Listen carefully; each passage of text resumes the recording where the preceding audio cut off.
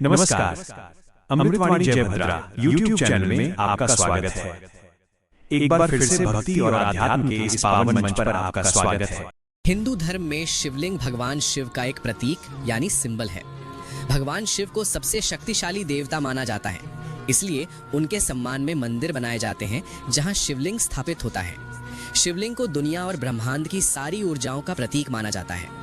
भगवान शिव का कोई निश्चित रूप या जन्म स्थान नहीं माना जाता, इसलिए मानव को पूजा के लिए एक प्रतीक की जरूरत होती है। इसीलिए लिंग का निर्माण हुआ। लिंग का मतलब होता है सिंबल। जैसे अगर कोई व्यक्ति स्टेथोस्कोप पहने तो हम समझ जाते हैं कि वो डॉक्टर है, वैसे ही लिंग किसी पहचान का प्रतीक है।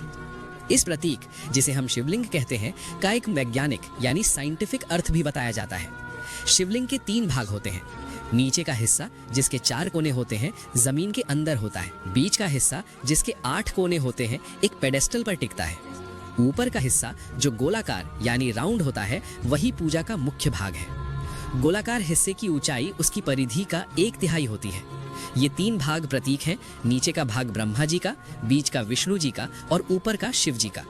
पेडिस्टल में एक नाली होती है जिससे ऊपर चढ़ाया गया जल बाहर निकल जाता है। शिवलिंग को भगवान शिव की सृष्टि और विनाश की शक्ति का प्रतीक माना जाता है। भक्त इसे पवित्र रूप से देखते हैं। इसका ये मतलब बिल्कुल नहीं कि इसे गलत या अश्लील अर्थ दिया जाए।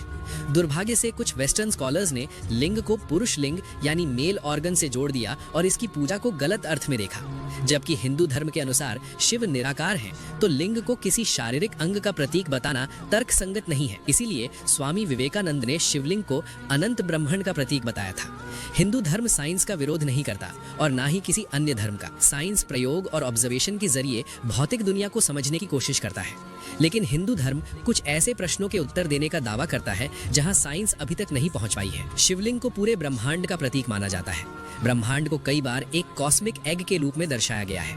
अंडा यानी एग एक एलिप्सॉइड शेप होता है जिसका ना कोई स्पष्ट आरंभ होता है ना अंत। वैज्ञानिक नील्स बोर के एटॉमिक मॉडल के अनुसार पदार्थ एटम्स से मिलकर बना है और एटम्स प्रोटॉन्स, न्यूट्रॉन्स और इलेक्ट्रॉन्स से मिलकर बनते हैं।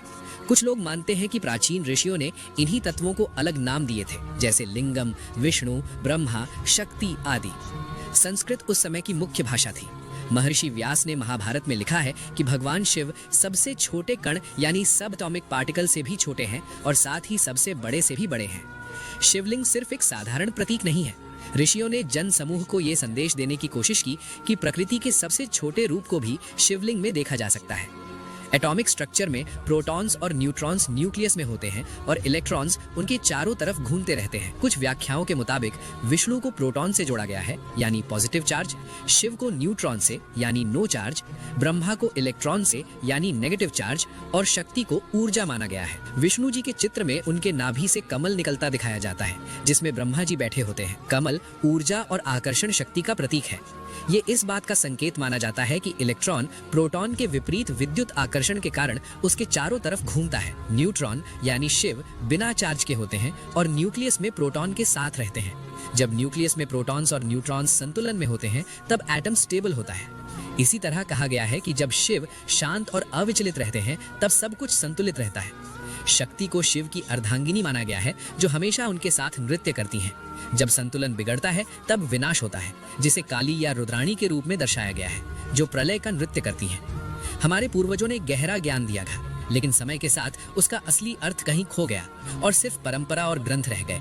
हमें इन प्राचीन ग्रंथों और परंपराओं का अध्ययन करना चाहिए ताकि हम इस ज्ञान को फिर से जीवित कर सकें। अगर आपको ये वीडियो पसंद आया हो तो लाइक, कमेंट और शेयर जरूर करें।